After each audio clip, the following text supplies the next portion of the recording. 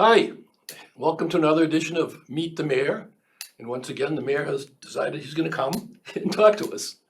And we also have a very special guest, if we can go to the wide shot, Carrie Doyle, who runs WhoDunIt. And we're going to talk about that in a minute, and it's very, very exciting.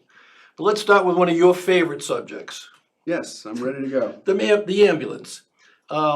Recently, your dear friend at the Star ran an editorial that was somewhat critical, I guess we could say, of you. Let me just read you a couple of his sentences, and then you respond to them. Is that okay? Sure. Let's go. Okay, let me get my glasses on.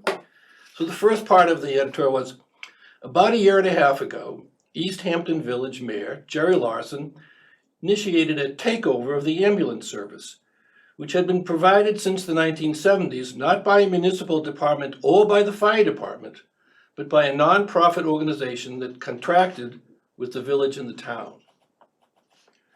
So let me just start off with David Rattray. The thing that bothers me the most about him is that he's an editor of the local newspaper, which is the paper of record for the town and the village. And he never asks any questions before he writes these ridiculous editorials. I understand it's an opinion piece, but it should really be based on some kind of fact, not just him making things up. And that's what bugs me the most. And I've reached out to him many times. I was the police chief for 14 years, and during my tenure as police chief, I've reached out to him numerous times. He will never have a conversation with me. So as mayor, I've reached out to him again and again to try to have a conversation. My phone is always on. He can call me if he has any questions, but he doesn't do that. He prefers to make things up that are inaccurate just to cause problems within the community. And that's not what the paper of record should do, in my opinion. That's not what the editor of a respectful paper should do. That's something some tabloid does. That's not something that the paper of record should do. So it's very, very annoying to me. And I finally responded to one of his editorials, this ambulance editorial he wrote. And the village did not take over anything. The village has always been responsible for the ambulance, for the welfare of the village residents and the town residents that we contract with. So there's nothing that we took over. We might have taken back some control that was relinquished over the years inadvertently to this group. But you have to remember, and you have to look at their bylaws of how they were created, the association that is. And they were created as a fraternal organization so they could raise money, and it didn't go through the village funds.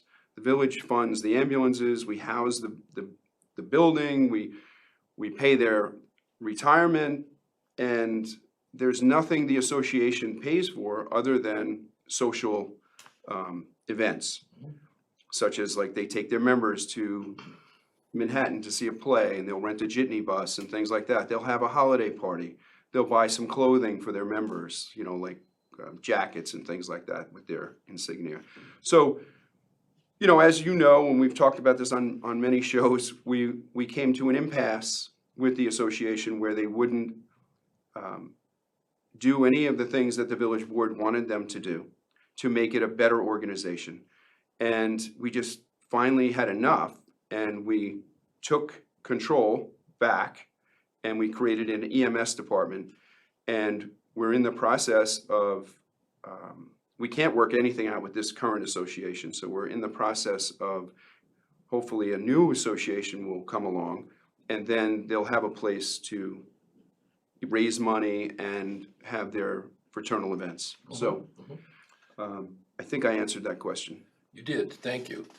Then the other party goes on to say why he wanted to bring the ambulance under municipal control is not 100% clear. Yeah, so again, it's always been under municipal control. When the association brought in new members, they had to be approved by the village board. When they expended money, it had to be approved by the village board. So it's always been their bylaws. Whenever they wanted to have a bylaw change, it had to be approved by the village board. And this goes back to when they were created in 2004. They were operating prior to that, but they were operating just as a a group, and they called themselves, but they were never officially organized under the state of New York until 2004. But I think the key was what you said before, is that the village owns, operates, pays for all the equipment. And these folks are using the equipment that the village owns. Correct. So your feeling is that because of that, you should have a say in how it works. Is that correct? Well, not only that, at the end of the day, it's my responsibility if I can't get an ambulance to a resident. Mm-hmm. It's the village board who has to answer for that to higher authorities like the state health department. If we can't provide ambulance services, that's our job. Mm-hmm. And if we can't do that, we have to answer to that, not, somebody who's in a fraternal organization. They're not answering to that. The volunteers don't answer. Right, it's the village board's responsibility for the health and safety, just like we have a police department. Mhm. It's our job to make sure we have police services. It's our job to make sure we have fire department services and ambulance. Mhm. So this is nothing, out of the ordinary. Okay, good. There's another one. This is my favorite. Since the takeover, Mr. Larsen and some other village employees have received training to serve as ambulance drivers and indeed have been responding regularly to 911 calls. Now, is that something new? No, this is something that we've been doing for many years. Mhm. When I was chief of police back in 2014, we had a small, and I wouldn't call it a crisis, but we were having trouble manning the ambulances during the day by volunteers. So we had police officers that worked part-time during the season, Mhm. and they would sub in as a driver if we couldn't fill the driver's seat, rather than calling for mutual aid to another department. So, And, go ahead. Sorry. no, go ahead. No, so this is nothing new. No, this is nothing new. The only thing that is new, and this was one of the examples I'll use why we couldn't get cooperation from them, I wanted to institute a driver-only program. The association had a rule that you couldn't drive the ambulance unless you were an EMT, which is many, many hours of training, and every few years you have to, go through the training again to keep that certification up. So I wanted to have a classification that were just drivers, because I think I know there's a lot of people out there, including myself, that would just be willing to come and help and drive, and they wouldn't allow that. So I finally convinced one of the chiefs a few years ago to allow it. But in their bylaws, they have a rule that whatever rule the chief wants to make, it then goes back to the entire membership, and they have to approve it at their next meeting, and they disapproved it. So if you say to them, I would like to have drivers, Right. doesn't matter what you've just said, they vote on it and tell you what they're gonna do. Exactly. Okay.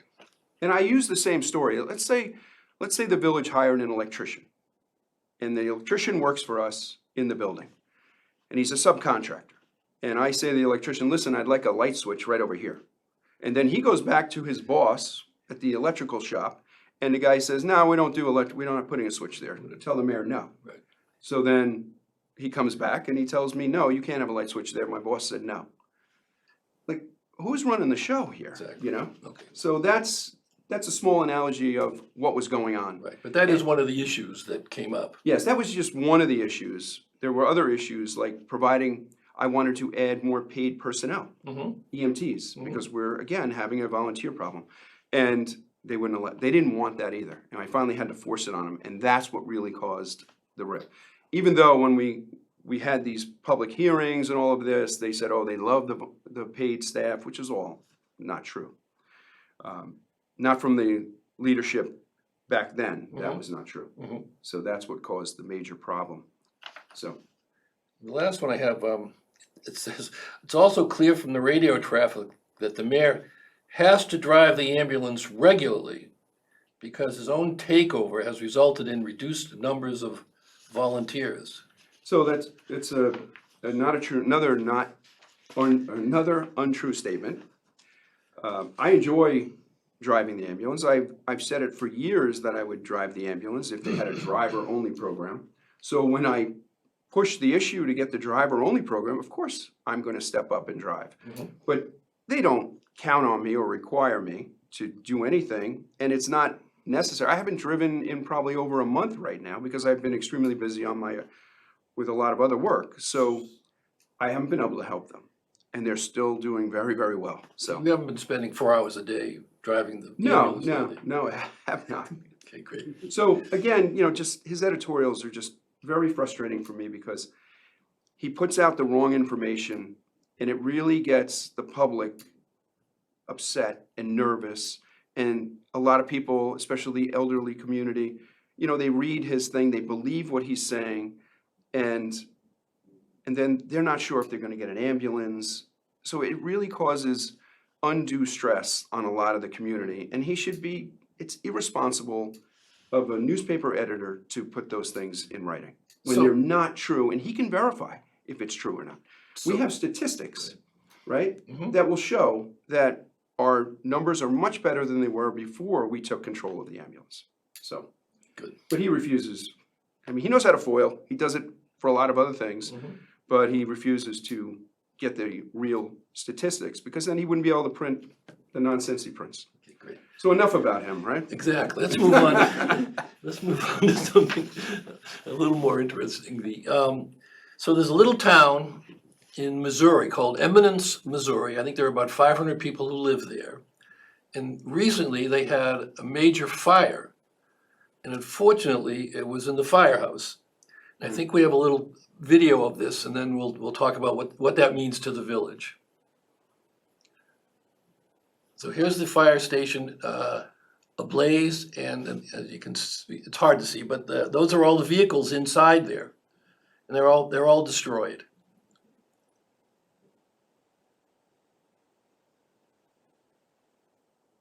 And these are respondents from all around the surrounding communities that came to help. And there it is, just as it was a glow.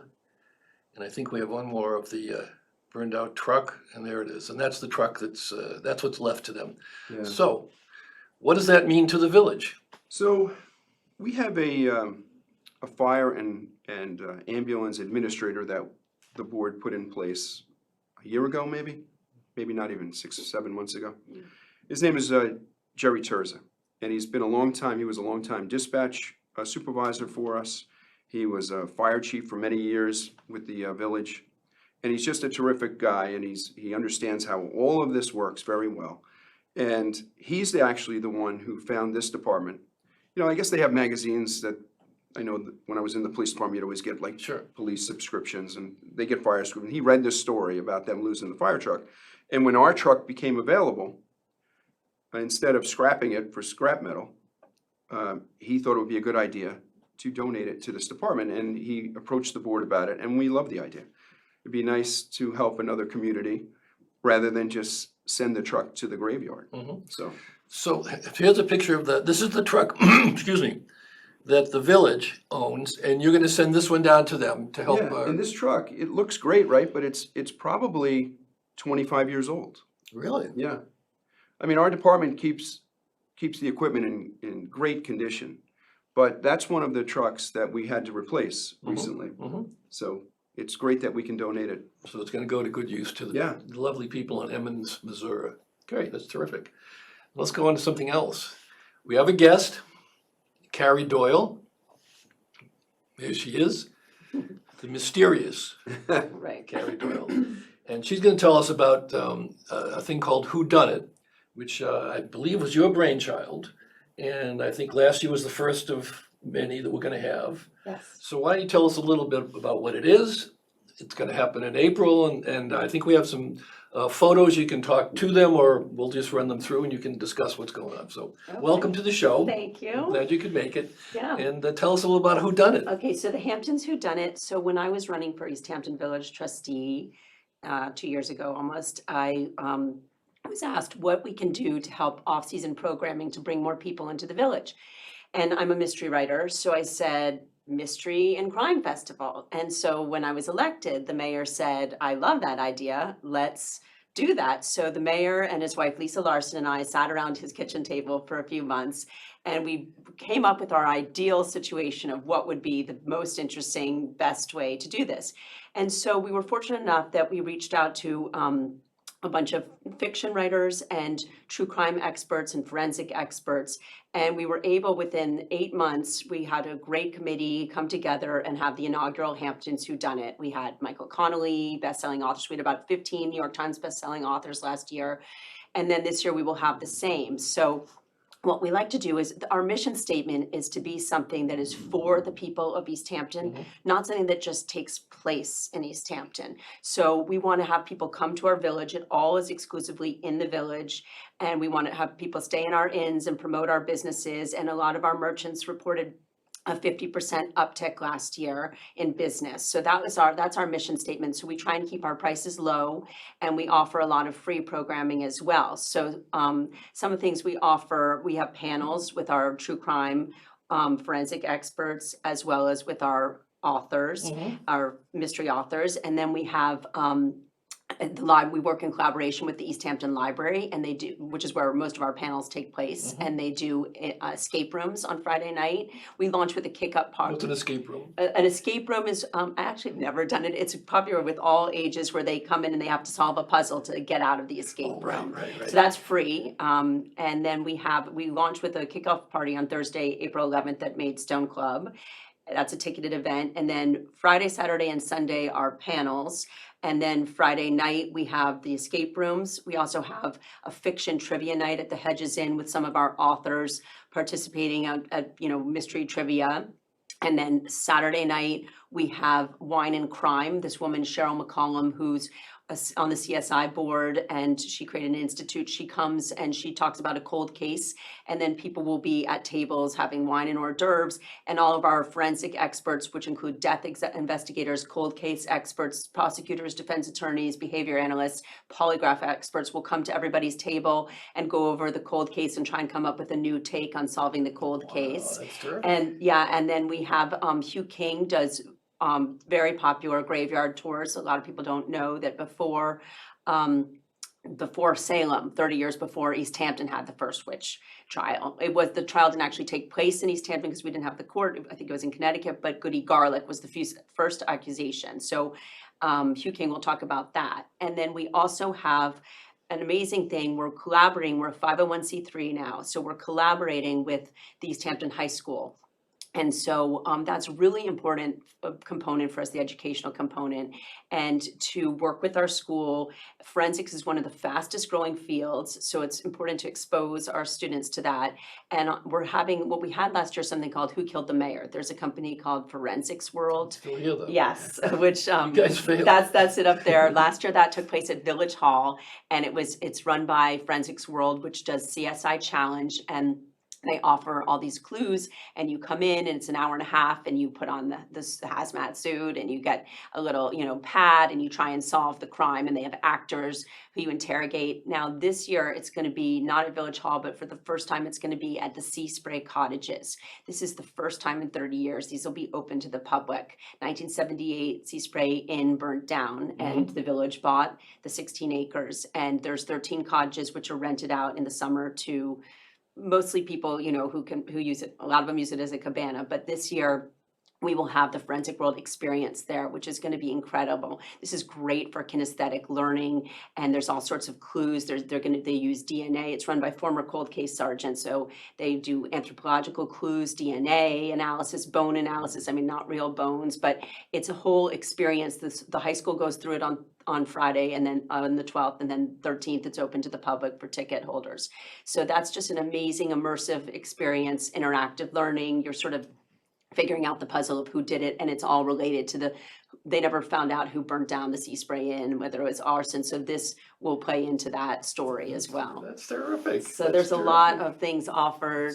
It's great, and it's great to work with the village, and I mean, this is what I love about working with the mayor, because he really has great enthusiasm for things and is like, let's try it, and he's very supportive and lets you run with it, and I think that it's just like really exhilarating to work in that atmosphere. So how do people find out about it? How do they? You sell tickets to this? We sell tickets, yes. And so how do people? So you can get go to our involved? website, hamptonswhodunit.org.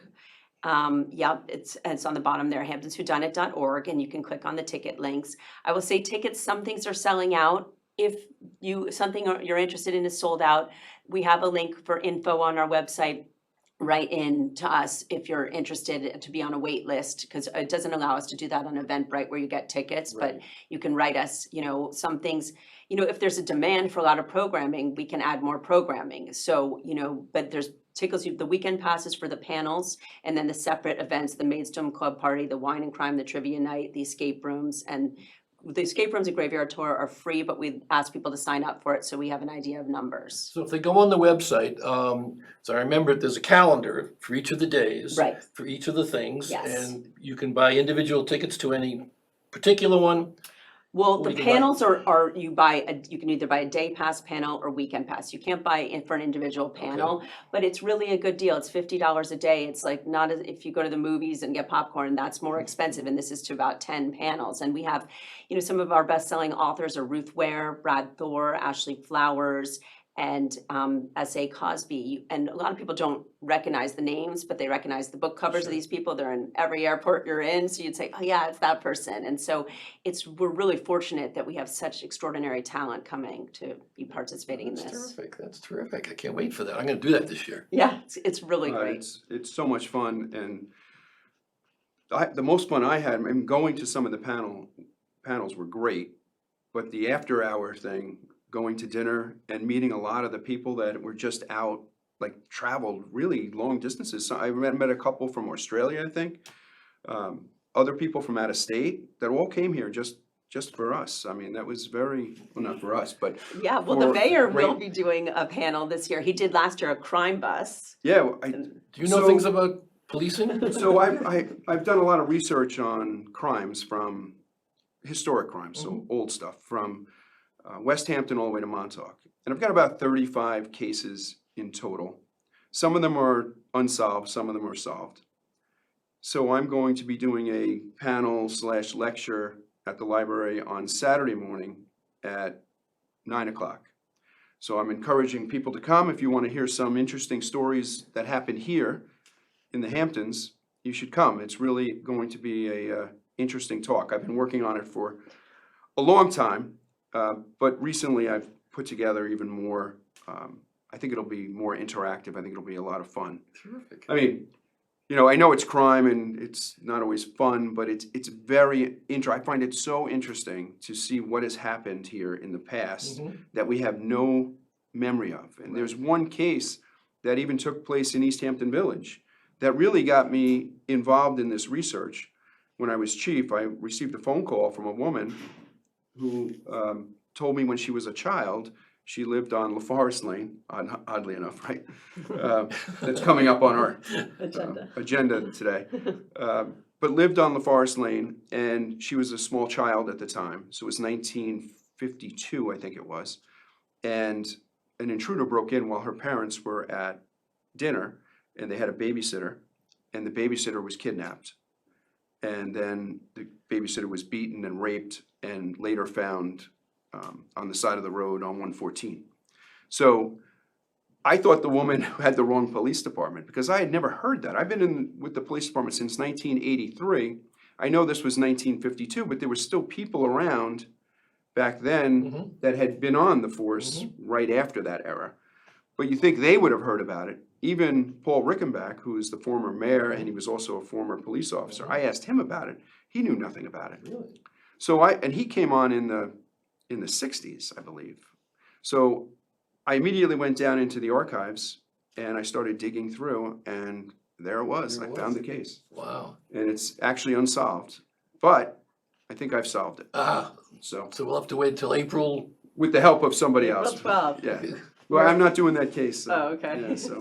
To be continued. Yes, Yeah. yes. Okay. hang But on. last year we did the bus tour, and we went actually in front of each crime scene from West Hampton to Montauk. We didn't actually make it to Montauk, but West Hampton through East Hampton. And it was very well received. Everybody loved it.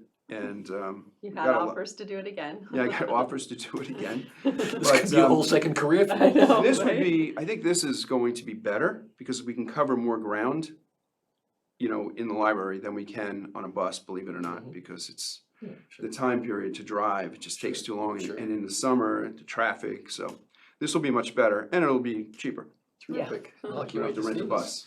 I think we have time for one more thing. I wanted to just. Oh, go ahead, finish. Can I jump back to the ambulance for a second? You may jump to Because wherever at the you want. last show, we talked about, we were having a hearing.